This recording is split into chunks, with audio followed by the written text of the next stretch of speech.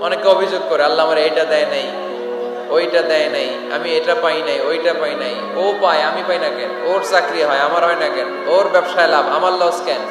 ওর বউ সুন্দরী, আমার টাকা লাগেন? আছে না নাই? না, অভিযোগ করবেন না।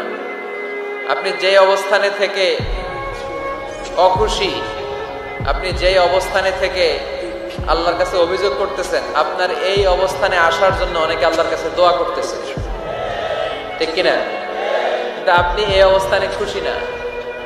অনেকে এই অবস্থানে আসতে চায়, তাদের স্বপ্ন যে তারা একদিন আপনার স্থানে আসবে, কিন্তু আপনি আপনার জায়গায় থেকে খুশি না। এজন্য উনজুর ইলা মান হুয়া আসফালা মিনকা, তোমার চেয়ে যে খারাপ অবস্থায় আছে তার দিকে তাকাও, তাহলে তোমার মনের দুঃখ ঘুচিয়ে দিবে কে? আপনার চেয়ে যে খারাপ অবস্থানে আছে তার দিকে দেখেন কি অবস্থা। আপনি এইটা চান, ওইটা চান, কত কিছু লাগবে আপনার। হসপিটালে যে দেখেন ক্যান্সারে আক্রান্ত রোগীদের কি অবস্থা দেখেন। ক্যান্সার যার নেই কোনো অ্যান্সার, বাঁচবে না সে। ওরে যে জিজ্ঞেস করেন, ভাই আমি তো বাড়ি চাই, গাড়ি চাই, আমার অনেক অভিযোগ, আমি এটা চাই, ওটা চাই, তুমি কি চাও? ক্যান্সার আক্রান্ত রোগীটা বলবে, আমি কিচ্ছু চাই না, আমি খালি বাঁচতে চাই। ক্যান্সার আক্রান্ত রোগীটা কি চায়? শুধু কি চায়? বাঁচতে চায়। আর আমাদের অনেক কিছু লাগবে। এজন্য বেঁচে যে আছি এই জন্যই আলহামদুলিল্লাহ। শ্বাস প্রশ্বাস যে নিতে পারতেছি, বেঁচে আছি, অনেক দিয়েছে প্রভু, আর কিছু লাগবে না, আলহামদুলিল্লাহ পড়েন। চাওয়ার কোনো শেষ নাই, আছে? লাউ আন্না লিকুল্লি ইবনি আদম ওয়াদিয়ান মিন যাহাব আহাব্বা আন ইয়াকুনা লাহু ওয়াদিয়ান ওয়া লা ইয়ামলা ফাহু ইল্লা তুরাব। প্রত্যেক বনি আদমকে আল্লাহ তাআলা একটা করে স্বর্ণের পাহাড়ের মালিকও যদি বানিয়ে দেয়। কিসের পাহাড়? সবাই বলেন। দেখছেন শরীয়তপুরে? শরীয়তপুরে নাই স্বর্ণের পাহাড়? কোন দেশে আছে? সৌদি আরব। স্বর্ণের পাহাড় নাই, স্বর্ণের খনি আছে। স্বর্ণের পাহাড় এই পৃথিবীতে হবে না, স্বর্ণের পাহাড় পাওয়া যাবে জান্নাতে, ঠিক কিনা? প্রত্যেককে যদি আল্লাহ একটা করে স্বর্ণের পাহাড়ের মালিকও বানিয়ে দেয়, তারা আরো একটা স্বর্ণের পাহাড়ের মালিক হতে চাইবে। আচ্ছা বুঝে শুনে উত্তর দেন তো, আল্লাহ যদি আমাকে একটা স্বর্ণের পাহাড়ের মালিক বানিয়ে দেয়, আমার 14 পুরুষ এই পাহাড়, স্বর্ণের পাহাড় কেটে কেটে ভেঙে ভেঙে বিক্রি করে খেয়েও এই পাহাড়ের অর্ধেকও কি শেষ করতে পারবো? তাহলে আরেকটা লাগবে কেন? স্বভাব, ঠিক কিনা? স্বভাব কে? তো একটা স্বর্ণের পাহাড়ের মালিক যদি আমি হই, আমার 14 পুরুষ খেয়েও শেষ করতে পারবে, তারপরেও আমি আরেকটা কেন চাই? স্বভাব। আল্লাহর হাবিব বললেন এটা স্বভাব। ওয়ালা ইয়ামলা আফাহু ইল্লা তুরাব। কবরের মাটি ছাড়া কোনো কিছুই তার এই জিহ্বাটারে থামাতে পারবে। যার আছে যত বেশি, তার আরো চাই তত বেশি। মানুষের আছে যত বেশি, তার চাই তত বেশি। শেখ সাদি রাহিমাহুল্লাহ, ইরানের বিখ্যাত কবি, বালাগাল উলা বিকামালিহি কাশাফাত দুজা বিজামালিহি, এই কবিতা লিখে বিখ্যাত হয়েছিলেন। তো ওনার একটা সময় আর্থিক দৈন্যতা যাচ্ছিল, টাকা পয়সা ছিল না, ফলে পায়ে দেওয়ার মতো জুতা ছিল না। কি ছিল না? জুতা ছিল না। তো খুব আফসোস করে একদিন মনে মনে আল্লাহরে বলে, আল্লাহ আমি এত বড় কবি, আমার পায়ে দেওয়ার মতো জুতা নাই। আফসোস করে ঘর থেকে বের হয়েছে, বের হয়ে দেখে এক ভিক্ষুক ভিক্ষা করে। ওই ভিক্ষুকের 2টা পাই নাই, ভিক্ষুকের 2টা, আর কবি সাহেবের কি নাই? জুতা নাই। কবি সাহেব যখন এই দৃশ্য দেখছে, হায় রে আমার তো পা আছে, এর তো পাই নাই, সেজদায় পড়ে গেল। আর আল্লাহরে বলে, আল্লাহ শুকর আলহামদুলিল্লাহ, বেশ ভালো আছি, আর কিছু লাগবে না। এজন্য শান্তি হচ্ছে শুকর আলহামদুলিল্লাহর ভিতরে। শান্তি কিসের ভিতরে? শুকর আলহামদুলিল্লাহর ভিতরে। এজন্য আওয়াজ করে পড়েন আলহামদুলিল্লাহ। আপনার চাহিদার কোনোদিন শেষ হবে না। দেখবেন যার পা নাই, সে পা দেখে আফসোস করে, ইস লোকটা হেঁটে যায়, কি সুন্দর যায়, আমি তো হাঁটতে পারি না, যদি হাঁটতে পারতাম, যদি 2টা পা থাকতো। যার পা আছে সে সাইকেলওয়ালাদেরকে দেখে আফসোস করে, ইস আমার যদি একটা সাইকেল থাকতো তাহলে তার হাঁটা লাগতো না, সাইকেল দিয়ে বাজারে যেতাম। যার সাইকেল আছে সে আবার হুন্ডাওয়ালাদেরকে দেখে আফসোস করে, ইস একটা হুন্ডা যদি থাকতো তাহলে তো ভো ভো করা যাইতো না। হুন্ডাওয়ালার আফসোস আছে প্রাইভেট কারওয়ালাদের দেখে, তারা আফসোস করে ইস আমার যদি একটা কার থাকতো তাহলে তো কার চালাইতে পারতাম। যাদের প্রাইভেট কার এদেরও আফসোস আছে, ইস আমার যদি একটা হেলিকপ্টার যদি থাকতো তাহলে তো উড়াল মারতে পারতাম, ঠিক কিনা? হেলিকপ্টার ওয়ালাদেরও আফসোস আছে, আমার যদি একটা জেট প্লেন থাকতো, jet plane, private jet plane, ও প্রিন্স ওয়ালিদ বিন তালালের মতো 70% মেড অফ গোল্ড, তার একটা জেট প্লেন আছে, এটার 70% স্বর্ণ দিয়ে বানানো। তার মানে চাওয়ার কোনো শেষ আছে নাই। সুখ শান্তি যদি চান অলওয়েজ পড়বেন আলহামদুলিল্লাহ। কি পড়বেন? টাকা যার বেশি টেনশন তার বেশি। সাধারণত টাকা যার বেশি রোগ তার বেশি, টাকা যার বেশি শান্তি তার কম। আপনি খোঁজ নিয়ে দেখেন 1000 কোটি টাকার মালিক, ঘরে শান্তি নাই, স্ত্রীর সাথে মনোমালিন্য, স্ত্রী যায় একদিকে উনি যায় আরেকদিকে, পোলায় কই যায় পোলায় নিজেও জানে না, মেয়ের অবস্থা খারাপ, আরেক ছেলের সাথে হাঁটে। তো এই হচ্ছে এদের লাইফস্টাইল। সবাই না, আল্লাহওয়ালা যারা তারা ভিন্ন।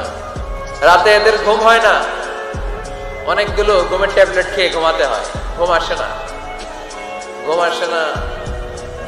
কিন্তু রিক্সাওয়ালা, কুলিওয়ালা, দিনমজুর, এদের রোগ বালাই আছে? কথা বলেন। খাওয়ার সমস্যা আছে, ঘুমের সমস্যা আছে, শুইলেই ঘুম আসে, যেখানে রাইত ওইখানেই গাই। ঘুমাইতে দেরি, নাক ডাকতে দেরি হয় না, ওর নাকের ডাকের আওয়াজে ট্রাকের ইঞ্জিনও ফেল। শান্তির ঘুম। এই জন্য সবসময় শান্তি খুঁজতে হবে। কি খুঁজবো? শান্তি দেওয়ার মালিক কে?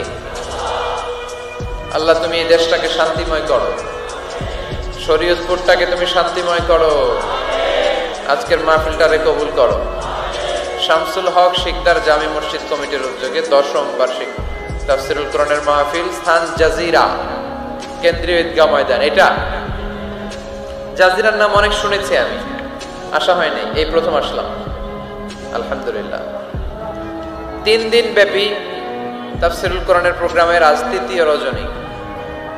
আমার আগে কথা বলেছে মুফতি কাজী মোহাম্মদ ইব্রাহিম, গতকাল কথা বলেছে মাওলানা এম হাসিবুর রহমান, কথা বলেছে মাওলানা আব্দুল খালেক শরীয়তপুরী। যারাই কথা বলেছে কোরআন হাদিসের আলোকে যা বলেছে আমরা যেন আমল করতে পারি, আল্লাহ তৌফিক দান করো। সঙ্গীত পরিবেশনায় ছিল মশিউর রহমান, সুর সম্রাট, অ্যাডভোকেট রোকনুজ্জামান, ইসলামী সঙ্গীত শিল্পী, star voice champion Imtiaz Ahmed. আজকের প্রোগ্রামের প্রধান অতিথি জননেতা জনাব ইকবাল হোসেন অপু সাহেব, মাননীয় সংসদ সদস্য শরীয়তপুর 1 আসছেন উনি প্রতিনিধি হিসেবে, চেয়ারম্যান সাহেব যিনি বক্তব্য রাখলেন, সুন্দর বক্তব্য রেখেছেন উনি। বিশেষ অতিথি জননেতা আলহাজ মোবারক আলী শিকদার, চেয়ারম্যান উপজেলা পরিষদ জাজিরা। মাশাআল্লাহ, কত সুন্দর ইসলামের পক্ষে কথা বললো। এরকম চেয়ারম্যান আমরা চাই কি চাই না? অনেক চেয়ারম্যান মাহফিল বন্ধ করে দেয়, আছে না নাই? এগুলো ওনারা ভুল করে। ওনাদের উচিত মাহফিলগুলোতে আসা। যেমন আপনাদের চেয়ারম্যান এসেছে, আপনাদের ভালোবাসায় শিখতে হয়েছে, ঠিক কিনা? আপনাদের দোয়া নিয়ে গিয়েছে, দোয়ার দরকার আছে না নাই? দোয়ার অনেক দাম। এজন্য জনপ্রতিনিধি যারা, আমি ওনাদেরকে বিনয়ের সাথে বলবো আপনারা মাহফিলগুলোতে আসবেন, এসে জনগণকে সালাম দিয়ে যাবেন, দোয়া নিয়ে যাবেন, দোয়ার অনেক দরকার। অতিথি হিসেবে আরো আছে জনাব মোহাম্মদ ইউনুস ব্যাপারী, জিএম নুরুল হক সাহেব, মোহাম্মদ ওমর ফারুক সাহেব। যারাই এসেছে আল্লাহ সবাইকে কবুল করো। বিশেষ করে আমার যুবক ভাইদেরকে আল্লাহ তুমি কবুল করো। সৈয়দনা ওমরে ফারুকের মতো ইসলামের বীর সেনানী হিসেবে কবুল করে নাও। পর্দার আড়ালে মা বোনদেরকে আল্লাহ তুমি কবুল করো। আম্মা জানা আয়েশা রাদিয়াল্লাহু তাআলা আনহা, খাদিজাতুল কুবরা রাদিয়াল্লাহু তাআলা আনহার মতো মহিয়সী, গরিয়সী, নেককার নারী হিসেবে কবুল করো। আসুন আমরা সরাসরি কোরআন থেকে শুনি, কারণ কোরআন থেকে শুনলে বরকত বেশি না কম? আরো জোরে বলেন, বেশি না কম? এটা এমন একটা কিতাব যে কিতাবে কোনো ভুল নাই। আছে? সন্দেহ আছে? সংশয় আছে? মুত্তাকিনদের জন্য এই বইটারে হেদায়েতের কিতাব করে নাজিল করলো কে? যালিকাল কিতাবু লা রাইবা ফি হুদাল লিল মুত্তাকিন। This is the book, the most authentic and original book in the world whereof there is no doubt in it and a guidance to those who are muttaqin. এটা এমন বই যে বইয়ে কোনো ভুল নাই, কোনো সন্দেহ নাই, কোনো সংশয় নাই। মুত্তাকিনদের জন্য এই বইটারে হেদায়েতের কিতাব করে পাঠালো কে? আবার আল্লাহ বলেন কিতাবুন আনজালনাহু ইলাইকা লিতুখরিজান নাসা মিনায-যুলুমাতি ইলান-নূর। নবী হে, এই কিতাবকে আমি নাজিল করেছি অন্ধকারাচ্ছন্ন মানুষগুলোকে আলোর পথ দেখাতে, বামপন্থী গুলারে ডানপন্থী বানাতে, জাহান্নামী গুলারে জান্নাতি বানাতে। এই কিতাব যদি কেউ পড়ে সে মানুষের মতো মানুষ হয়। ওই মানুষ কখনো অন্যায় করে না। এই কিতাব যে পড়ে এবং মানে, এই কিতাবের শিক্ষাকে যে নিজের মধ্যে ধারণ করে সে কখনো মিথ্যা বলে না, মা বাবার সাথে বেয়াদবি করে না। ওই আলোকিত মানুষটা কখনো টেন্ডারবাজি করে না, চাঁদাবাজি করে না, দুর্নীতিতে চ্যাম্পিয়ন হয় না, ক্যাসিনো ব্যবসায় নামে না। এই কোরআন যারা বুকে ধারণ করে এরা কোনোদিন পেঁয়াজের দাম বাড়ায় না। জোরে বলেন ঠিক কিনা? এরা কখনো তাদের কোনো কাজে জনমানুষের ক্ষতি করে না। এরা সব সময় কল্যাণের পক্ষে, এরা মানবতার পক্ষে। এরাই হচ্ছে আলোকিত মানুষ, ঠিক কিনা? মানুষ হওয়া পৃথিবীতে বড় কঠিন। খালি চোখে যা দেখেন এগুলো মানুষ না, এগুলো জনসংখ্যা। এগুলো কি? এজন্য বলা হয় বাড়ছে জনসংখ্যা, কমছে মানুষ। বাড়তেছে কি, কমতেছে কি? মানুষ। গরুর পেট থেকে বেরোলেই ওটা গরু হয়ে যায়, ছাগলের পেট থেকে বেরোলেই ওইটা ছাগল হয়ে যায়, মুরগির পেট থেকে বেরোলেই ওইটা মুরগি। কিন্তু মানুষের পেট থেকে বেরোলেই ওটা মানুষ হয় না, ওটার মানুষ বানাইতে হয়, তাই না? আবার গরুকে কেউ কোনোদিন বলে না এই তুই গরুর মতো গরু হ, বলে? শরীয়তপুরে আপনারাও বলেন না? ছাগলকে কেউ কোনোদিন বলছে এই তুই ছাগলের মতো ছাগল হ। কিন্তু মানুষকে বলা হয় তুমি মানুষের মতো মানুষ হও। কোরআন পড়লে মানুষের মতো মানুষ হওয়া যায়, ঠিক কিনা? এই দুনিয়া এখন তো আর সেই দুনিয়া নাই, মানুষ নামের মানুষ আছে দুনিয়া বোঝাই। সেই মানুষের ভিড়ে আমার আসল মানুষ নাই, ঠিক কিনা?